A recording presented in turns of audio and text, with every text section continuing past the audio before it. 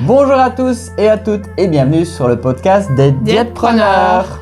Le podcast qui aide les diététiciens indépendants à être heureux, confiants et épanouis dans leurs activités professionnelles. Alors aujourd'hui, on va parler de comment on peut rebooster son activité ici pour l'année 2023. Donc pourquoi est-ce qu'on souhaite aborder ce thème-là ici aujourd'hui ? Parce que le contexte actuel, donc ici en fin d'année 2022, il n'est pas top tous les jours. Vous avez peut-être en consultation beaucoup d'annulations, un peu de nouvelles prises de rendez-vous. Il y a beaucoup de gens qui ne viennent pas, qui doivent arrêter leur suivi parce qu'ils ont des problèmes de budget. Quelles sont les bonnes attitudes à avoir? Quelles sont les bonnes idées à avoir ici pour l'année prochaine? Les bons réflexes? Donc c'est ce qu'on va un petit peu ici discuter ensemble dans cet épisode. C'est parti! Alors, parmi vous, il y a peut-être certaines d'entre vous qui ont vu leur chiffre d'affaires diminuer ces derniers mois. Pour le moral, c'est pas toujours top de voir moins de rendez-vous chaque semaine, chiffre d'affaires mensuel qui diminue, alors que les gens ici en 2022, en 2023, continuent à avoir vraiment besoin de nous en tant que diététiciens indépendants. Et pour nous, c'était vraiment par rapport à nos valeurs, nous en tant que diététiciens et que nos valeurs personnelles aussi. En tant que nos valeurs personnelles, pour nous c'est vraiment un sujet qui nous tient vraiment à cœur de pouvoir aider toute la profession pour pouvoir faire face à cette crise et pouvoir continuer à aider les gens qui ont besoin de nous dans leur quotidien.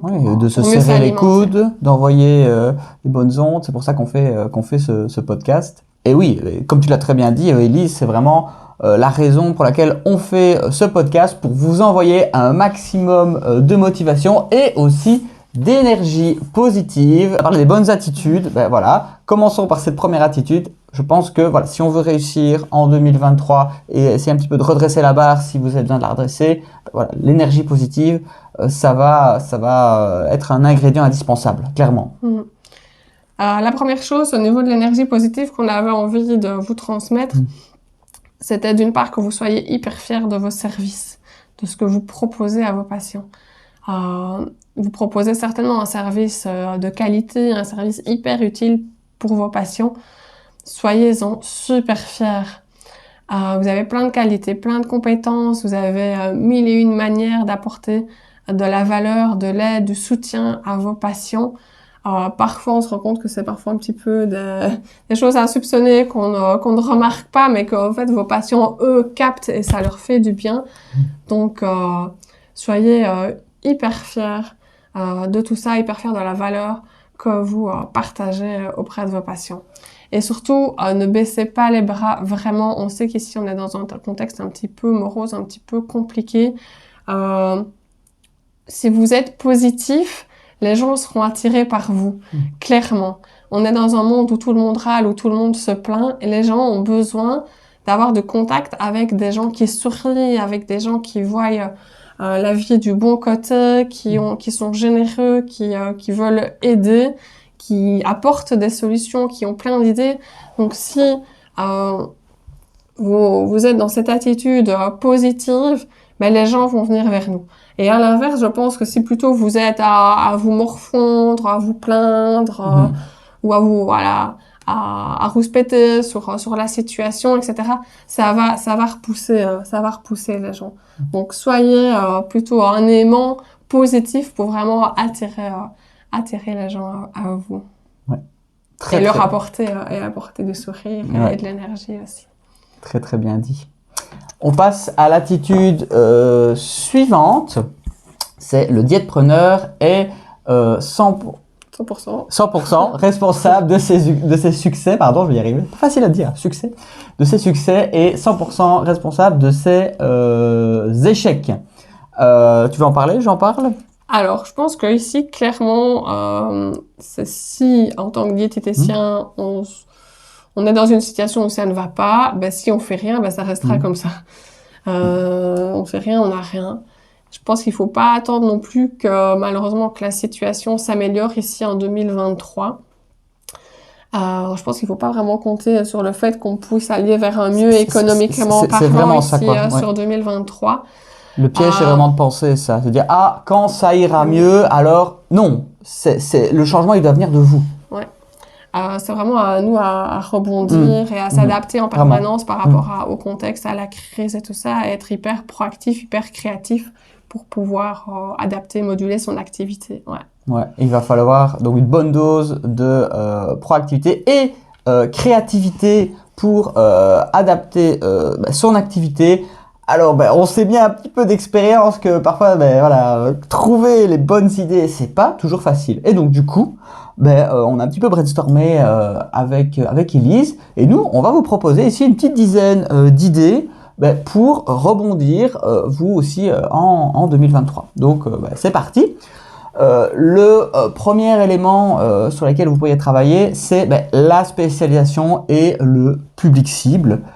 C'est sûr que je pense que pour réussir en 2023, ce sera plus facile pour vous de travailler sur vraiment des problématiques qui sont reconnues en tout cas par votre patient. J'aime beaucoup parler, j'en parle beaucoup avec les membres du programme Réseau au Top. Vous devez résoudre des problèmes durs pour vos patients. Acronyme DUR, difficile, urgent, reconnu. Et le reconnu va être très important. Ici, voilà, je vais mettre un petit peu en balance. Une pathologie qui fait un petit peu plus souffrir, je pense, l'endométriose, le syndrome de l'intestin irritable, et voilà, opposer ça un peu aux 5 kilos avant l'été. Vous voyez un petit peu où je veux en venir. Donc le fait de vous ouvrir à un nouveau public cible qui est un problème beaucoup plus douloureux et beaucoup plus reconnu, clairement ça peut vous aider aussi. Et aussi, là du coup, c'est plus au niveau de la patientèle cible. Maintenant, au niveau de vos méthodes spécifiques, donc c'est-à-dire, ok, je vais par exemple accueillir des gens qui souffrent du syndrome de l'intestin irritable, c'est comment, vous allez travailler comment. Et là, du coup, ça peut être aussi intéressant de greffer des nouvelles choses dans vos prises en charge. Certains parleront peut-être de prise en charge un peu plus holistique. Je pense à de la sophro, de l'hypnose, d'allier sport et diététique, des choses comme ça. C'est-à-dire d'arriver avec une vraie proposition unique. C'est-à-dire non seulement j'accueille un type de patientèle bien spécifique, mais en plus j'ai une méthode un petit peu unique qui combine différentes choses. Pour vraiment permettre aux gens de comprendre qu'ils seront extrêmement bien pris en charge avec vous. Voilà. Ça, c'était pour la spécialisation et public cible. Elise a parlé un petit peu, c'était un peu la crise, les gens faisaient un petit peu attention à leur budget. Moi, j'adore voir un peu ce truc ok, c'est la crise, mais en fait, la crise, c'est une opportunité. Et vraiment de complètement renverser la vapeur par rapport à ça. Vous voyez que les gens sont un petit peu, c'est compliqué au niveau du budget. Proposez un accompagnement, par exemple, autour du budget. Et évidemment, le budget alimentation va rester dans vos zones de compétences. Pourquoi pas arriver et dire, avec moi, je vais vous proposer des solutions à la fois saines et à la fois pas chères, en fait. Et alors, vous allez pouvoir aider les personnes. Où est-ce qu'ils vont faire leurs courses? Qu'est-ce qu'ils vont acheter? Et être un peu la spécialiste du meilleur ratio équilibre / budget / facilité. Donc qu'est-ce qui est facile, équilibré et en plus qui coûte pas cher. Je pense que si demain vous reprenez cette spécialisation là, je pense que clairement vous pourrez attirer un certain public et que les gens le fait de payer pour aller voir la diététicienne, il y aura peut-être un retour sur investissement derrière. Et en plus, moi je trouve que d'un point de vue éthique et valeur, c'est génial en fait. Voilà, je pense qu'à peu près tout le monde a besoin de ça. Beaucoup de monde en tout cas ont besoin de ça. Alors d'autres petites idées pour rebondir ici en 2023, ça peut être de proposer un accompagnement collectif à vos patients. Donc si le coût d'une consultation individuelle est trop élevé, pourquoi pas proposer des ateliers collectifs en présentiel ou à distance avec un budget beaucoup plus réduit, et donc qui permettrait quand même de permettre la poursuite de l'accompagnement diététique, de toujours encore amener des nouvelles connaissances, de poursuivre le changement d'habitude avec vos patients, mais que ça soit plus facile pour votre patient par rapport à son budget. Alors, d'autres activités qui peuvent se faire, évidemment, en tant que diététicien indépendant, c'est de la consultance, que ça soit en entreprise, que ça soit au niveau des communes, dans les écoles, dans les associations. Souvent, il y a un budget qui peut être alloué par rapport à ça, donc n'hésitez pas à aller proposer vos services, peut-être vraiment pour sortir de vos consultations, du cabinet de votre consultation, et aller voir un petit peu ce qui peut se passer ailleurs et comment vous pouvez, vous, en tant que diététicien indépendant, amener vos services et aller à la rencontre des gens d'une autre façon. Il y a aussi pas mal de projets, en tout cas ici en Belgique, pas mal de projets au niveau national. Je pense qu'en France, ça se fait aussi, dans lesquels ils recherchent des diététiciens indépendants. Vous pouvez participer. Également, n'hésitez pas à aussi, par exemple, former d'autres professionnels de santé, que ce soit des diététiciens, mais que ce soit d'autres paramédicaux. Je pense à des psychologues, des sages-femmes, en fonction un petit peu de la spécialisation que vous avez. D'autres professionnels sont certainement à la recherche de conseils au niveau alimentation pour aider aussi leurs patients. Donc, c'est quelque chose que vous pouvez faire. Vous pouvez aussi travailler en collaboration avec d'autres professionnels pour prendre en charge des patients. Donc, tu parlais par exemple du sport là tout à l'heure. Bah oui, si vous avez deux casquettes diététicien et coach sportif, bah là vous pouvez combiner les deux. À l'inverse, si vous n'avez pas les deux casquettes, pourquoi pas s'associer avec un kiné, un coach sportif, un ostéo, peu importe, pour pouvoir ensemble proposer et aider vos patients à aller vers un mieux. Donc ça, c'est quelque chose qui est très chouette et qui amène de la diversité et qui peut attirer d'autres patients aussi. Et la positivité et la bonne humeur, c'est toujours sympa de faire des projets quand même à plusieurs, d'un point de vue énergique, que de rester dans son coin, surtout quand la période est un petit peu difficile. Oui. Alors, il y a aussi tous les projets, on n'y pense pas toujours, mais en fonction de votre expérience, mais des projets qui peuvent tourner autour de la sécurité alimentaire. Donc là, peut-être plus en relation avec des petites PME ou des petits indépendants dans la restauration, par exemple, qui peuvent aussi avoir besoin de vos services. Vous pouvez travailler comme indépendant au sein de structures existantes. Donc souvent, les cliniques, les hôpitaux, des maisons médicales sont à la recherche de diététiciens indépendants ou là, qui vous fournissent là, naturellement des patients en consultation. C'est pas à vous d'aller prospecter pour aller chercher des patients. C'est la structure qui vous amène des patients. Donc, ça peut se faire aussi d'avoir un pied dans ce genre de structure. Et puis, vous pouvez aussi créer un objet physique. Nous, avec Justine, on a réfléchi à des outils didactiques pour les consultations diététiques. Mais après, libre à vous d'inventer des outils pour les patients, pour vos patients, directement, par exemple. L'autre jour, on parlait par exemple de sets de table ou de vaisselle à proposer aux patients. Donc, c'est des petites choses qui peuvent tout à fait se faire en fonction de vos talents, de vos compétences et de toutes vos idées. Ouais. Alors, on va passer à l'attitude suivante. C'est le diètepreneur a le courage de passer à l'action, même si c'est imparfait. Ah, parce que là, vous allez nous dire, c'est bien beau, Élise, Nico, toutes vos idées folles, mais voilà, comment est-ce que je fais, comment est-ce que je peux démarrer tout ça, et en plus avec un contexte qui est pas facile. Une fois de plus, moi j'aime bien voir les choses du bon côté. Quand on est en période de crise, tout le monde devient un peu frileux, et là c'est vraiment les audacieux qui vont vraiment du coup être récompensés. C'est une fois de plus une manière de voir la crise comme une opportunité. Alors on vous a parlé de plein d'idées avec Élise, mais quitte de ces idées, comment les lancer. Les idées, elles sont toujours bien sur le papier, mais quand il s'agit vraiment réellement de sortir l'argent des portefeuilles, bizarrement, il n'y a plus personne. Nous, on n'a pas envie de perdre trop de temps sur des projets qui ne fonctionneront pas. Et nous, ce qu'on veut, c'est vous faire avancer le plus rapidement. Vraiment, l'idée pour lancer ces nouveaux projets, si vraiment ça vous botte, c'est de tout de suite faire des prototypes, de faire des tests et vraiment le faire le plus rapidement possible. C'est comme ça que vous allez voir si votre idée elle est valable ou pas. Eh bien, pour ne pas que ce soit des paroles en l'air, on va reprendre un petit peu les différents points et en première action, on va proposer des solutions. Je vous ai parlé de tout le côté spécialisation et public cible. Donc demain, vous voulez, par exemple, je vais reprendre mon exemple du syndrome de l'intestin irritable. peut-être vous pourriez déjà prendre un premier patient Kobe dans votre entourage que vous savez qu'il est atteint de ceci et déjà voir si ça vous plaît, tester vos méthodes spécifiques, regardez ce qui marche et voilà, un petit peu dans les coulisses, prendre 2-3 patients Kobe et voir si ça fonctionne, voir si ça résonne, voir si votre méthode fonctionne et ça vous permettra d'embrayer sur la suite et voir si ça vous plaît aussi. Ensuite, on a parlé aussi de proposer un accompagnement budget, alimentation, en tout cas cette thématique-là. Alimentation petit budget. C'est ça. Si vous voulez tester cette idée-là, voilà, chez vous, commencez peut-être par faire un atelier collectif sur le sujet.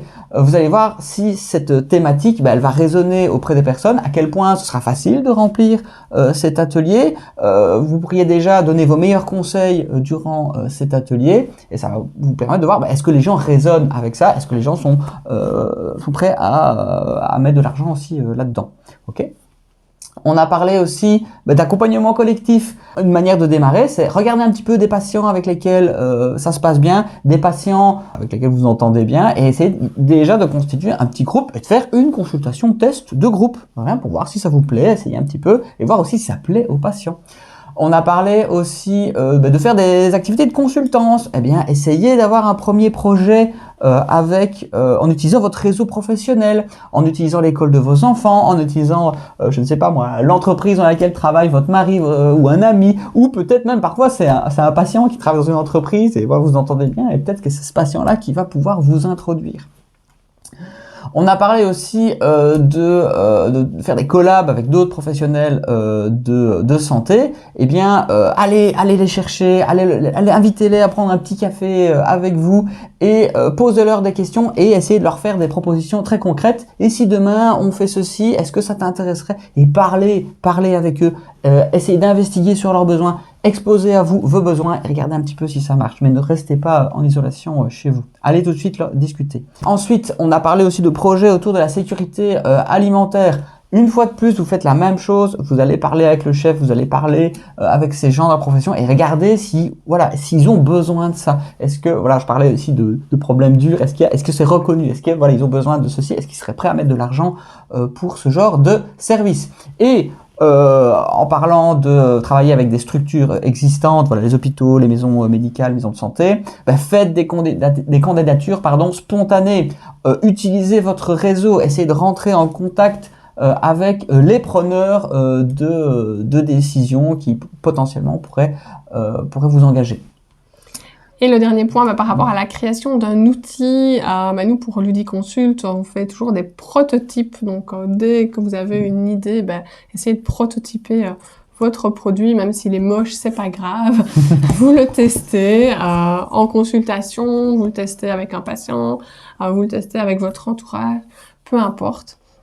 Le but est vraiment de le faire le plus tôt possible parce que vous allez certainement voir des petites choses qui ne vont pas aller dans le prototype que vous allez créer et que ça va prendre du temps, que vous allez devoir le remettre le retravailler, le remodifier, l'améliorer. Donc tout de suite, prototype et en avant, c'est parti. Oui, tu peux nous parler d'un des jeux du dernier kit Sucré Diabète, le jeu Mieux choisir ses glucides par exemple. Ce jeu-là, c'est vrai qu'on avait réfléchi à un truc qui n'avait rien à voir. On avait un 50-60 aliments à devoir classer avec des fourchettes très précises au niveau de la quantité de glucides et donc ça prenait un temps fou à faire avec le patient et ça n'apportait rien, il n'y avait aucune plus-value pour le patient, il n'en retenait rien. Et donc c'est en le testant avec des proches, avec des consultations que pour finir, il y a une patiente qui m'a dit « Ah oui, mais est-ce que si on faisait comme ça, est-ce que ça serait pas mieux ?» Et puis après, on a réfléchi à réduire le nombre de cartes, à réfléchir à l'ordre dans lequel les cartes allaient être proposées, à faire une espèce de ligne des glucides comme ça. Donc voilà, c'est vraiment en le testant, en discutant avec les gens qu'on peut améliorer les choses et arriver à aboutir à un produit fini qui est top. Oui, et donc nous en fait, ce qui nous motive et je pense que une de nos forces ici, c'est que ça c'est un des principes qu'on essaye d'appliquer nous le plus possible. N'hésitez pas vraiment à passer à l'action, même si ce n'est pas parfait. On passe à l'attitude suivante. Le diète-preneur donc fait de son mieux dans chaque situation. Donc là, clairement, il faut pas trop vite baisser les bras. Il faut vraiment pouvoir être persévérant dans les projets, dans les ambitions que vous avez, mais en restant quand même flexible par rapport à ce qui se passe, à ce qui se produit, à des opportunités qui peuvent passer, à quelque chose qui pourrait ne pas fonctionner. Donc pouvoir un petit peu quand même être flexible et se rediriger en fonction de la situation, du contexte, pour pouvoir continuer à aider les gens et à répondre au mieux à leurs besoins, à leurs attentes. Ouais, pour reprendre l'exemple du jeu... Oui, Mieux choisir mes glucides. Mieux choisir mes glucides, merci. Voilà, quand Élise et Justine l'ont testé pour la première fois, ils ne vont pas dire « mais non, ce jeu est nul, on va en faire un autre ». Elles ont pris du temps vraiment pour le raffiner et pour transformer quelque chose qui était vraiment pas top en quelque chose du coup qui fonctionnait extrêmement bien. Donc c'est vraiment ça le truc clé, c'est soyez persévérants dans vos objectifs mais flexibles dans la réalisation. Ensuite, on va passer à l'attitude suivante, c'est le diètepreneur ose demander de l'aide. Dans tous les exemples qu'on a cités au-dessus, on l'a bien vu que souvent la première étape pour lancer des nouveaux projets, c'est d'en parler, c'est de demander de l'aide, c'est de sortir son téléphone, c'est d'appeler les gens, c'est de faire des conversations, c'est d'en parler à ses patients, bref, de sortir de sa bulle. Un exemple typique, on a eu Mastermind ici cette semaine. Le thème, c'était justement attirer plus de patients. Et on a beaucoup discuté sur justement ce fait de sortir son téléphone, d'aller vers les gens. C'est clair que c'est pas forcément la tendance naturelle. On a peur de déranger, mais voilà, il faut en discuter. Si je bloque, j'arrive pas à décrocher mon téléphone, il faut en parler des collègues et parfois il suffit pas grand-chose pour débloquer la situation. En tout cas, nous, c'est quelque chose qui nous tient extrêmement à cœur et qu'on implémente au sein de nos 2 programmes Consultation au top et Réseau au top. Vraiment, on a des groupes de discussion, moi, au sein, avec Réseau au top, je suis disponible et je réponds à ce genre de questions. En tout cas, sortez de votre bulle, allez vers les autres et osez demander de l'aide. Alors, on espère que ce podcast, il a été positif, il puisse vous aider ici pour bien démarrer votre année 2023. Comme tu l'as dit, c'est vrai qu'on n'a pas envie que vous restiez dans votre bulle, dans votre petit cocon. On veut vraiment que vous puissiez partager, échanger, discuter. Et passer à l'action. Et donc, on espère ici qu'avec les idées qu'on a pu ici vous partager au sein de cet épisode, vous allez peut-être en choisir une dans celle-là et la mettre en application ici durant cette année 2023. Donc, n'hésitez pas à nous le partager, à nous communiquer toutes vos idées, tous vos projets. Nous, c'est avec beaucoup de plaisir qu'on aime découvrir tout ça et vous aider si besoin. Et justement, on a parlé de plein de nouveaux projets pour 2023. Et ce qui va vous aider grandement pour tester et lancer vos projets, comme je l'ai dit, c'est d'être un bon communicant, de présenter vos projets sous le meilleur angle possible et d'un petit peu travailler vos compétences de com quand ce sera le moment quand vous serez en face de votre patient et vous allez lui dire j'ai un nouveau projet, j'ai un nouveau jeu, j'ai quelque chose à tester. Comment vous allez l'annoncer, comment vous allez rédiger votre email pour essayer d'avoir votre premier atelier en entreprise. Et comment est-ce que vous allez communiquer pour essayer d'attirer à vous un nouveau public cible. Bien communiquer, voilà, c'est une compétence essentielle et ça va maximiser les chances que ça fonctionne. Le métier de diététicien, il offre énormément de possibilités, énormément de diversité, ouais. Et c'est une chance et il faut en profiter. Et donc ce serait dommage, je trouve, d'être bloqué parce que on n'arrive à pas présenter bien son projet ou qu'on est un petit peu timide ou qu'en fait ce frein, l'idée est excellente, mais vraiment il y a vraiment ce frein pour l'annoncer à l'extérieur. Comment est-ce que et ce serait une fois plus dommage que ça capote à cause d'une mauvaise communication, quoi. Et donc on a toujours cette attitude-là. Le diètepreneur se forme et s'entoure de personnes qui l'inspirent. Et donc, ce que je vous propose, c'est d'aller voir le coup de pouce. Le coup de pouce, c'est une formation qui va justement travailler ces aspects de communication. Elle va vous aider à développer votre activité de diètepreneur. On y parle des 2 principes les plus importants pour communiquer avec impact, de l'importance de la spécialisation. Vous avez aussi un webinaire de 2 heures pour réussir et communiquer avec impact sur les réseaux sociaux. Vous avez aussi des éléments pour réussir avec son réseau humain, parce qu'il n'y a pas que les réseaux sociaux dans la vie, et aussi des 4 blocages à surmonter, comme je vous l'ai expliqué, pour réussir à sortir de sa bulle et annoncer ses nouveaux projets au monde extérieur, tout simplement. Et donc, pour obtenir ces conseils par email, rendez-vous sur dièteentransition/grandir, dièteentransition.com/grandir. Le lien est dans la description. Ici, on peut clôturer ce podcast, cet épisode. N'oubliez pas, comme toujours, de vous abonner si ce n'est pas encore fait à notre chaîne YouTube, de liker les vidéos, de les partager, d'en parler à tous vos collègues. C'est vraiment important pour nous, pour faire connaître ce podcast, mais aussi pour promouvoir le métier de diététicien indépendant et de pouvoir le soutenir du mieux qu'on peut. Merci encore pour votre attention ici durant cet épisode. N'oubliez pas, vous faites un métier formidable. Les gens ont besoin de vous.